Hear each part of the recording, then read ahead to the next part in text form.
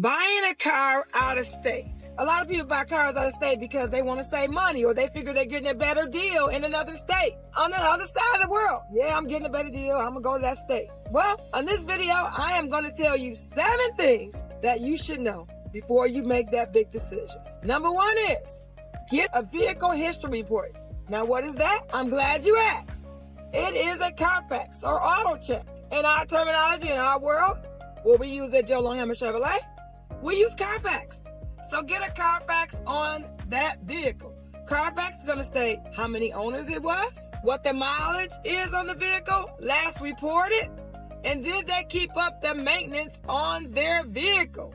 So that's one thing that you want to get. You can get that actually before you even step into the dealership, before you even fly or drive to pick up that vehicle. Get the Carfax, look at it, study it, and see how many owners it is, and see whether the person took care of their car. If you look at the Carfax, and the Carfax doesn't have any history on it, and barely no reporting of maintenance, that's a red flag. Number 2, have an inspection. If you live in another state, and you want to buy another car in another state, if you have someone in that town where you want to buy that car, you can have them take that car, get that car inspected for you before you even get in town. So, it's all about relying on relationships, right? If you don't know nobody in that town, when you come to town, go get your vehicle inspected by your own mechanic. You're going to say you don't know a mechanic. Well, there's plenty of shops and plenty of places around that you can trust by getting that vehicle inspected. Number 3, paying sales tax.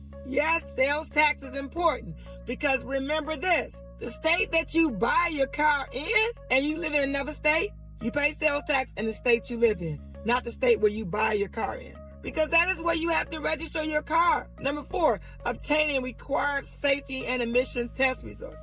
If your state requires an emission test, you're going to have to take that car back to the state before you register the car, and you're going to have to get the emissions done. The required safety, whatever they require, you need to know this. You need to know what you're facing when you bring that car back to the state you live in. That's very important. In Michigan, we don't have an emissions test. But I know in Texas, there is an emissions test. So you have to check out what applies to whatever state you live in. Number 5, register the car. You got to think about registering the car before you go to another state and buy a car. You want to know the process. You want to know where you have to go. And you want to know if it's 6 steps, you need to know. If it's 3 steps, you still need to know. You don't want to rely on that dealership where you're getting your car, or if you buy it for sale by owner, you don't want to rely on them to tell you.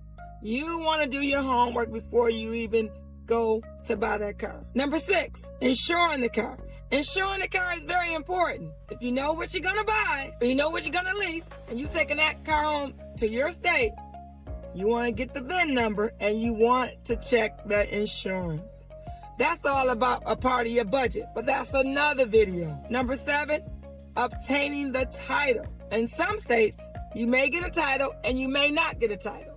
Now, if you don't get the title, that means that the lender is keeping the title until you pay that car off. So it just depends on whether you're going to get a title. But when you sign your paperwork at that particular dealership, when you're financing a vehicle, no dealership gives you a title the same day, even if you are allowed to get the title after you sign the paperwork. The title has to go to that Secretary of State. The lien holder has to go on the title with you. Now, whether you get that title or not, depends on your lien holder. It might just go back to the lien holder instead of coming to you. I gave you 7 steps in this video on buying a car out of state. Maybe you don't need this video right now, but maybe your neighbor does, maybe your friend does, maybe your cousin, maybe your mom, or maybe you'll need it later. All right. Thanks for watching.